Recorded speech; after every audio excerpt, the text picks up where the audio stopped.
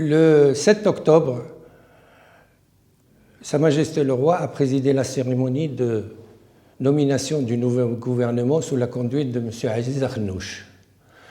Il a fallu à M. Aziz Akhnouch un mois de négociation pour pouvoir présenter son équipe, malgré 3 éléments importants. Le premier élément qu'on peut citer, c'est le fait de disposer d'une coalition confortable de 270 députés, avec uniquement 3 partis politiques, celui qu'il préside, le PAM et le Parti de l'Istiqlal.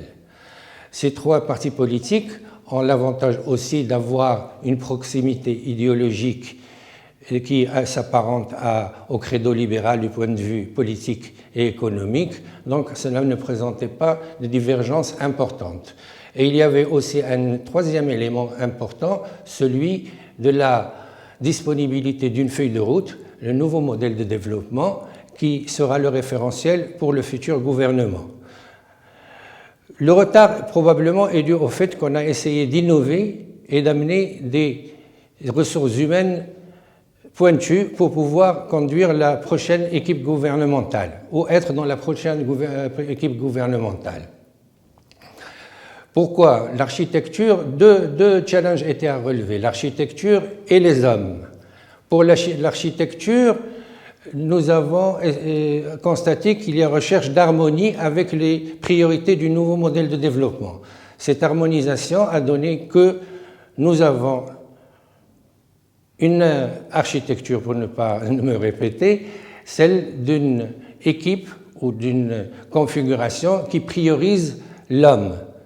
Si auparavant le Maroc a beaucoup donné et a beaucoup investi dans les infrastructures et dans les politiques sectorielles, le nouveau modèle de développement a voulu mettre l'accent sur le développement de l'homme.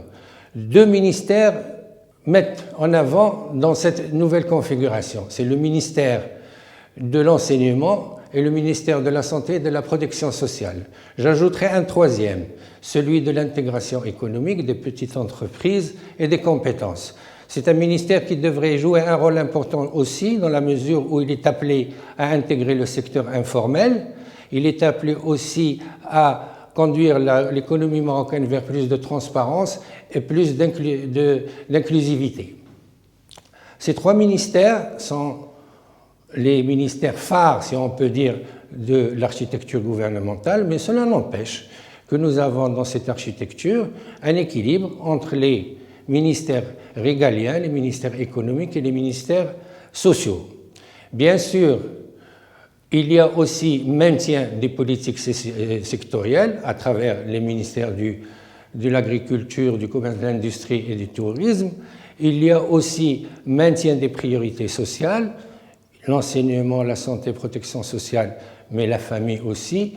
Et nous avons aussi autre innovation, la mise en avant de nouveaux chantiers qui vont mettre en orbite le Maroc pour les années à venir, à savoir la transition énergétique et numérique, l'innovation, les politiques de la ville et un certain nombre d'autres chantiers qui vont pouvoir donner un équilibre important et une cohésion à l'équipe gouvernementale. Cohésion qui va aussi être assurée par un ministère nouveau, un nouveau ministère qui va s'occuper de la gouvernance à travers une recherche d'un meilleur impact des politiques publiques, de l'investissement et de la convergence. C'est un ministère qui est attaché au Premier ministre et qui va jouer, nous ne nous en doutons pas, dans les années à venir, un rôle très important. Une architecture nouvelle, composée de pôles, dégageant des synergies, innovantes, mais qui a besoin des hommes. L'équipe gouvernementale, c'est une équipe ramassée, elle est relativement jeune, avec un élément aussi très important et très frappant, puisque 7 femmes dans les 24 ministres, nous avons 7 femmes. C'est presque 30%. Et ces 7 femmes ne font pas uniquement de la figuration, ils héritent de ministères importants, intéressants, les ministères des Finances, de l'Habitat, ainsi que d'autres ministères. La présence féminine est importante pour la société marocaine, elle est importante aussi au niveau de l'image de marque que véhicule le pays comme pays moderne au niveau interne et international. Je voudrais aussi consacrer quelques instants à la coalition qui participe à ce gouvernement et comment s'est opérée la répartition des ministères dans cette coalition. Commençons par le RNI. À part ces ministères traditionnels ou ces secteurs traditionnels, c'est-à-dire les secteurs productifs dont il s'occupait, il a voulu aussi tester ses compétences au niveau des ministères sociaux d'importance, c'est-à-dire l'enseignement et la santé. Cela dénote d'un certain courage politique. Ce ne sont pas des ministères faciles et ils portent sur leurs épaules des challenges importants. 7 ministres pour le RNI, autant pour le PAM.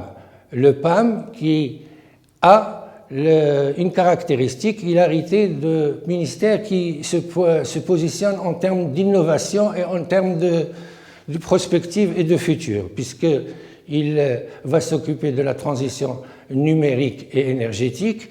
Il va aussi, au niveau du ministère de l'enseignement supérieur, la politique de la ville, ainsi que l'attrait des compétences et de la communication. Ce sont des domaines assez intéressants et nous allons suivre de près les performances de ces ministres, sachant qu'il a réussi aussi à placer 4 de ces ministres à compétences politiques ou à teinture politique marquée dans ce gouvernement. Reste le dernier parti, c'est celui de l'Istiqlal, qui, à la surprise d'un certain nombre d'analystes politiques, a vu ou connaît une participation réduite à 4 ministres, avec 3 ministres et une ministre femme. C'est un parti qui a aussi hérité de 10 ans de ministères, certes importants, mais qui n'ont pas une envergure très importante dans la mesure où ils assurent probablement une continuité à l'exception du ministère de la Logistique et du Transport.